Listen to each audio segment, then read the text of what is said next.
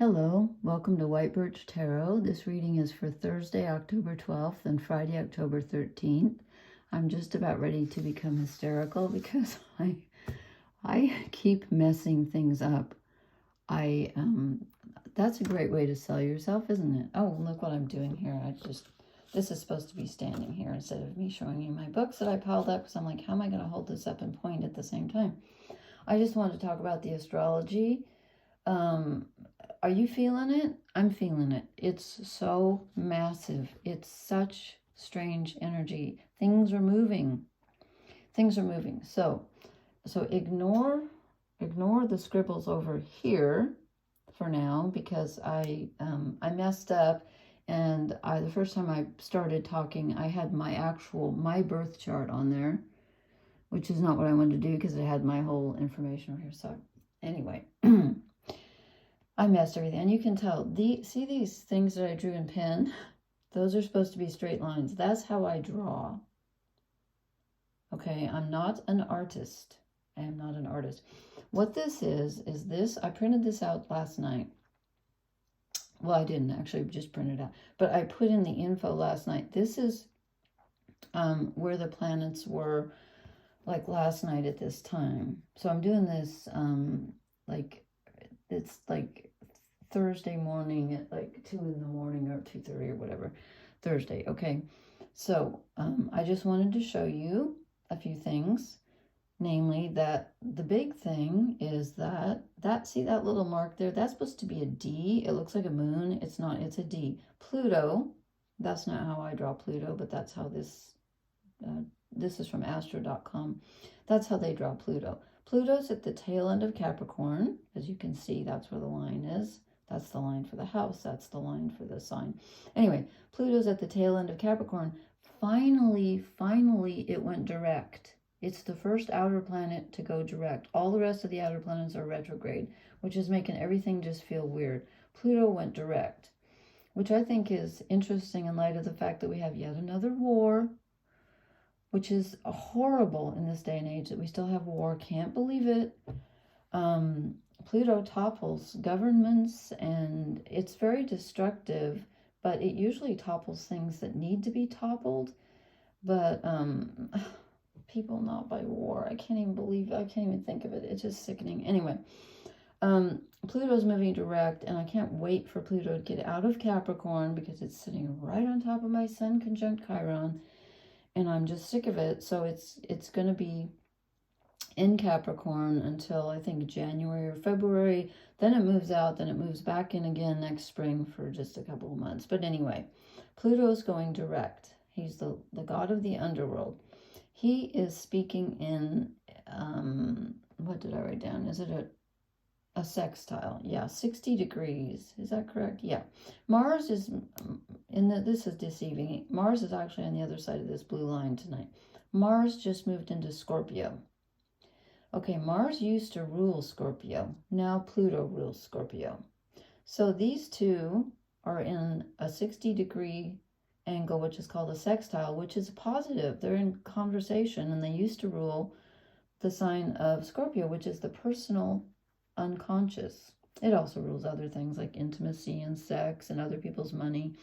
But for this reading, I'm going to say we got something coming up from the subconscious, strong subconscious energy, because of the good conversation between Mars and Pluto. Again, Pluto rules Scorpio, Mars used to, and they're 60 degrees from each other, called a sextile. And then Mars is also in good conversation, called a trine, or I'm sorry, is he in a trine? Did I mess up? No, that's right. Because, hold on. Okay, the beginning of Scorpio, 30, 60, 90, 120. Yes, I'm sorry to block the camera like that. I need to get my hand out of there. In fact, let me put it on gloves. You don't look at my ugly, messed up hand. So Mars is trining Saturn, which is another good conversation, because, let me use a pencil. Saturn, who rules responsibility, rules the sign of Capricorn, is in the sign of Pisces, okay? Saturn is control and stability and foundations. Pisces is just the opposite. It's the collective unconscious. It's the ocean. Imagine trying to get the ocean to stand still. Imagine going into the ocean and saying, okay, we're going to have some order and some stability while the waves are knocking you all around. So Saturn right now is very uncomfortable. He feels like he's drowning. Okay. And right now, Venus, who is just moved into Virgo, the sign of the healer, and likes to be very organized but very devoted to loved ones. When Venus moves into Virgo, you want to do something concrete and earthy, because Virgo's an earth sign, to help your loved ones. But right now, and that's supposed to be a straight line. That's so embarrassing. But you know what? I had papers underneath, and I'm too impatient. I didn't make a flat surface to draw on. Venus is opposite Saturn. So right now you might be feeling a whole lot of a sense of responsibility for your loved ones and be confused about exactly how to help them because of this opposition. But let's see, Venus is that, I didn't write down the degrees. I don't know, what is this line? Let's see. She just moved into Virgo, so we've got 30. So she's in good conversation with Mars, who just moved into Scorpio. So what's going to save us? It's whatever the answer is. I keep moving the pencil closer. I'm so bad at this. It's going to come from the subconscious. Okay, it's probably not going to come from your thinking mind, which is in Libra, which is going to be like, I could do this, or I could do that, or I could do this, and be all confused because Libra can't make up its mind because it sees everything from every single angle. So I would look to the subconscious right now to get your answers, because you're going to feel some heavy weight right now with this opposition. And we also, now this was yesterday, but it can't be that far off. The sun was at 17 degrees of Libra, and Chiron, the wounded healer, was at 17 degrees of Aries, so they're opposite. This is supposed to, again, be a straight line. That pin line is supposed to be straight. So the sun, yourself, your whole self, your inner self, higher self, whatever you want to call it, is opposite the wounded healer. So you might be feeling your own wounds, plus you might you feel like helping and healing the wounds of your loved ones, but you also feel overwhelmed. And then we have this interesting thing right here. Let's see if I can do this where the planet Uranus, which is an outer planet, rules the collective unconscious. No, I'm sorry. The collective consciousness. I apologize. The collective consciousness rules Aquarius, is in Taurus, an earth sign, and it is trining, am I correct? Yes. Pluto in Capricorn. See this blue line here? So they're 120 degrees apart. Then it's sextiling, which is also a positive aspect. Neptune in Pisces. Neptune rules Pisces, is very comfortable here. So we have this is the collective unconscious, this is the collective consciousness. They're in good communication with each other.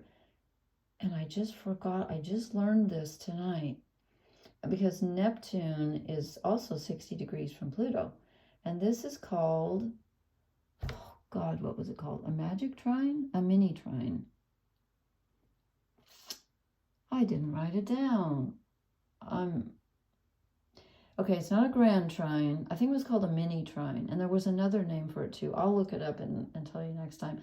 But anyway, this is a very positive conversation between three of the outer planets. These two are both still retrograde, but Pluto just went direct, as I said. So what does all this mean?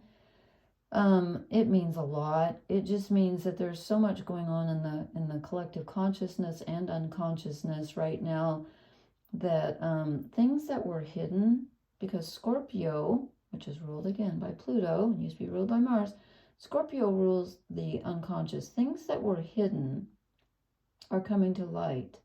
And since Pluto, which rules the unconscious, the underworld, is in Capricorn, which rules governments and structures, also means that things about governments are going to come to light with Pluto there. Pluto knocks everything down, but Pluto also is like an investigator, like a private eye. And secrets will be revealed. Unfortunately, it looks like it's kicked off some tension here. But, you know, Pluto always brings transformation in one form or another. So that can be really good. But usually things have to be knocked down before they're transformed. That's the unfortunate part. Okay, then I wanted to show you, I can't, okay, because I screwed it up. Let me move this over, because I wrote on my own birth chart. I can't believe I did that. Anyway, I wanted to show you this. Okay, this is the chart for like last night in New York City. Okay, okay, do you know how the chart works? So this line here is the horizon. So the Earth is this point in the center. Can I get my pencil there? This is like doing everything in a mirror. Here's the Earth. So we're standing here looking. If you look straight up, that's where the sun is at noon. It's called the midheaven, MC. Okay, and this over here is called this is your rising sign, your ascendant. So this is where the planets rise and they go up like this, and then they set. So when you were born, anything that was above the sky that could be seen is up here in the last 6 houses. And the first, these planets were under the horizon and could not be seen in the sky. And they are your personal personality. The top 6 houses are how you relate to the outer world. What I don't understand, and someone tried to explain this to me, it's because the Earth turns, but you would think that since these are rising, you would think that the planets would move through the signs this way, right? They don't. They move this way. Okay, and somebody told me it's because the Earth turns, because here's the Earth in the center. I still don't get it. I admit. That's the one thing about astrology that I don't understand, is how come they're rising this way and yet they're moving this way? That makes no sense to me. So, but what I wanted to show you was, okay, we just had Venus just moved recently from Leo into, oh, I forgot to write Virgo. Sorry about that. She's in Virgo now. Oh, no, what is wrong with me tonight? I apologize. I probably shouldn't have done this tonight, but I wanted to. I've been meaning to do this for 3 nights, and I've just felt so wacky. Okay, Venus was in Leo. Here she is. I wrote her in red. Now she's in Virgo, which is where Mercury was. But now Mercury, that's supposed to be Mercury. That's my beautiful artwork, is in Libra, where Mars was. Now Mars has moved into Scorpio. So they've changed places. But the reason I wanted to show you that was because we had 5th, 6th, and 7th house energy. 5th house is creativity, children, playfulness, romance. 6 is healing, medicine, our bodies, details, our work life. 7 is relationships. So we've knocked out the creative part, okay? That's gone because Venus has moved into the 6th house. So now it's about healing our loved ones and finding our sense of self-worth too. But so is the 5th house, also about self-esteem. So is the 6th house in a different way. And then Mercury has moved into the 7th house. So we're thinking about relationships still. So we still have relationship energy. But now we have an added house. We have a personal planet in the 8th house, which again is ruled by Scorpio here. And the reason that... okay, Mars is in... I'm sorry. Oh, God. Here's the real Mars in the sky. Mars just moved into Scorpio. But what I'm saying is Mars is in a sign that rules the 8th house. So we have 6th house energy, 7th house energy, and 8th house energy. And 8th house energy is the personal subconscious and all the things I talked about that Scorpio rules. So that probably wasn't even worth me bringing up. But it's just interesting. We had 5, 6, 7. Now we have 6, 7, 8 for the personal planets. Okay.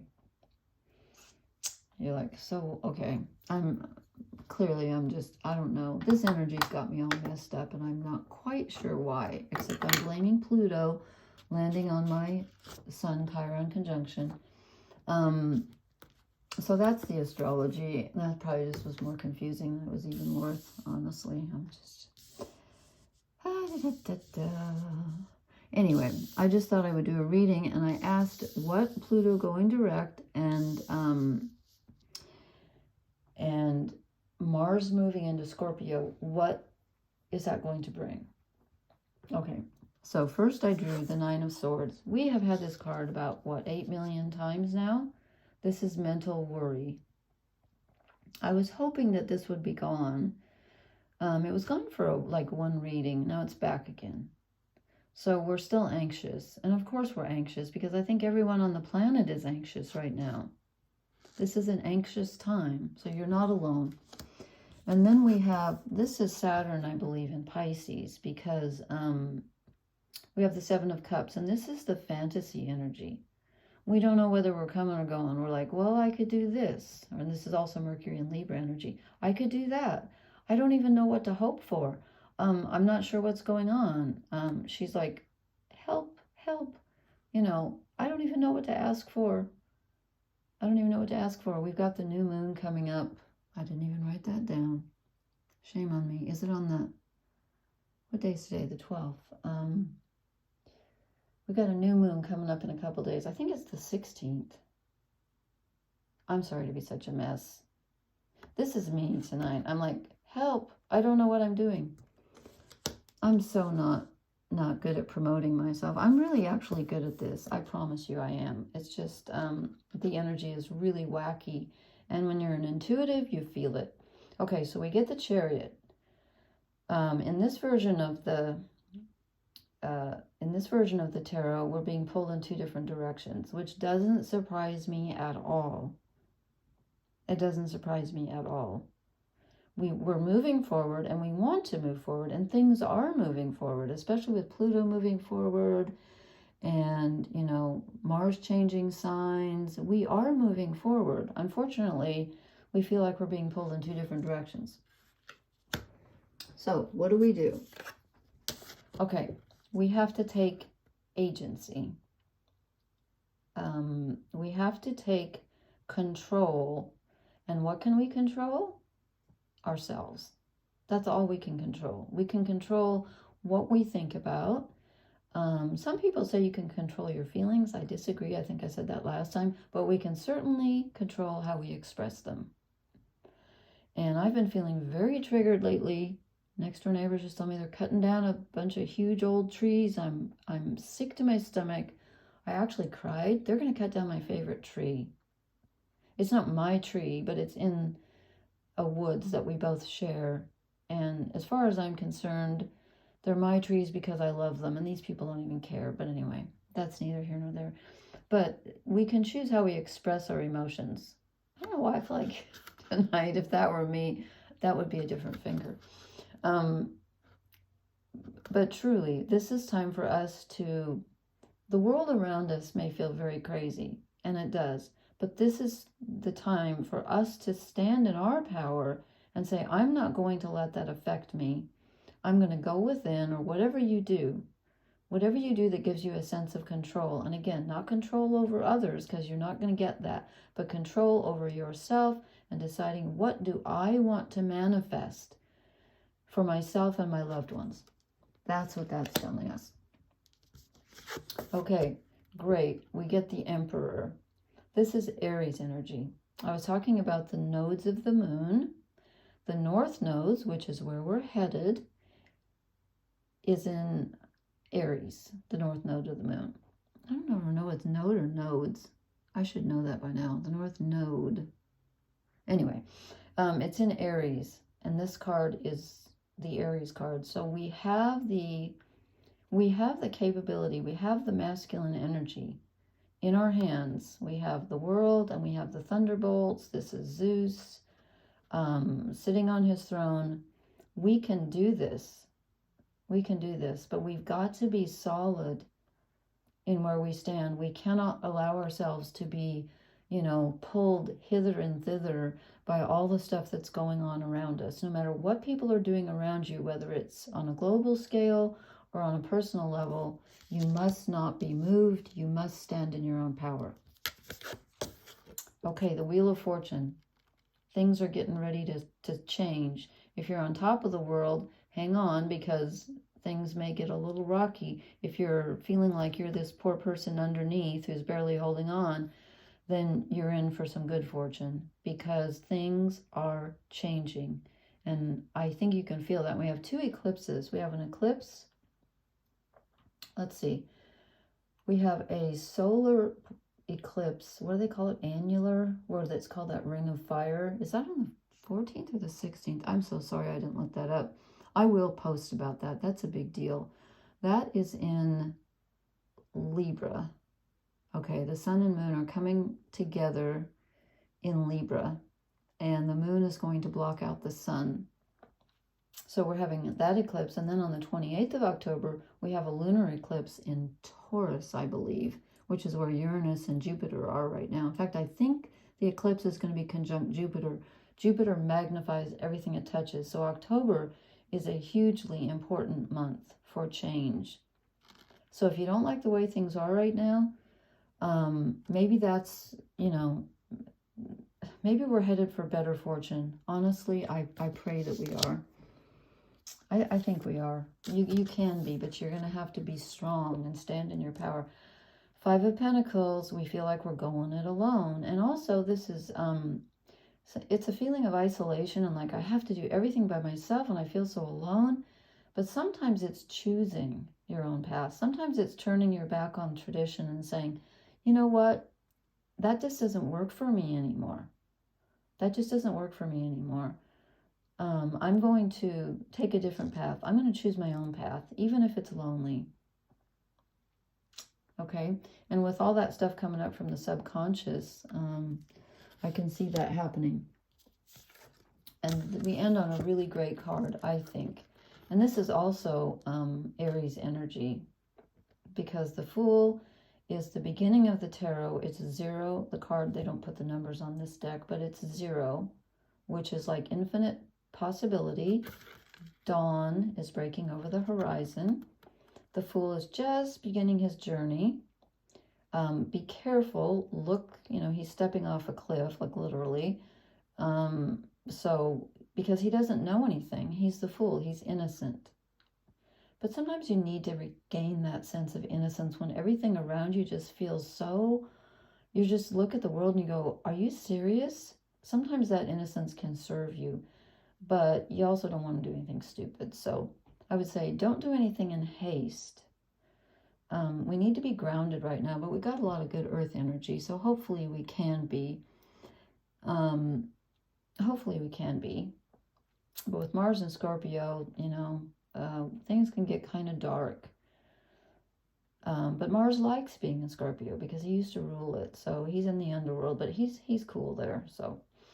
But we end on a good note. We're starting something. We're starting something, and it's a new project, and that's good. So the wheel is turning, and we're starting something new. But the key here, I feel, to me, the most important card is the Magician, because you've got to be grounded, and you've got to allow the higher power, whatever you believe in. You've got to let that guide you and trust in it. And then stand firm. I think, no, never mind. I'm not going to go there. I was going to make a silly quote, but this isn't time. It's just, I write silly poetry, and, well, I write serious poetry too, but it doesn't get recognized, but the silly stuff does. I don't quite understand that. Okay. Yeah. Oracle card, fork in the road. It is absolutely a fork in the road. This is where we get to decide. Am I going to stand in my own power and be positive and trust? Am I going to be pulled by the white horse of positivity or the black horse of negativity? And again, you know what? We need a balance. Because I hate it when people say, oh, everything should always be positive. No, that's not possible. We need day and night. But we also need to stand in our power and not let negative things around us pull us down into it. Don't do that. It's very tempting right now to let you know, what's going on around us in our personal lives and on a bigger scale, pull us down, but try not to. Loyal heart. You know, I just said Venus moved from Leo, which rules the heart, into Virgo, but Venus in Virgo is all about service to others. So this makes sense to me. Venus in Virgo is also extremely loyal. Virgoans are extremely loyal. So are Leos. I'm not saying other signs aren't, but I'm just saying those are good signs. Let's pull one. Let's see, what do we want? One,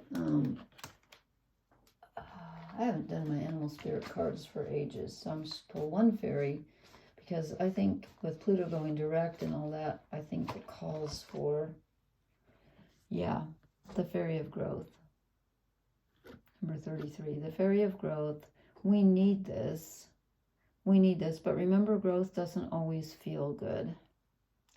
But you can console yourself with the fact that if things, sometimes if things feel painful and different and topsy-turvy, it's because they're changing. And we're growing. We are growing. Believe it or not. I know it doesn't seem like it when just don't, I don't know. I don't say don't turn on the news. I only watch it about once a week because I can't stand what's going on. But anyway, so I hope this has been helpful, and I'm sorry that my chart was such a mess here, but I just wanted to show you my messy handwriting is basically what I showed you. Anyway, blessings, take care. Please hit the like, share, and subscribe buttons. I am going to start doing private readings, and I'm going to, I'll post the information. I think I'm going to start charging for them because I have done several private ones and they've all been on the money. No pun intended. So I will let you know next time I post. I will have that information, but just be thinking about whether or not you'd like one. And I still owe a free one to someone who knows she's out there. Anna. So anyway, just to put that out there, be thinking if you would like to do that or not.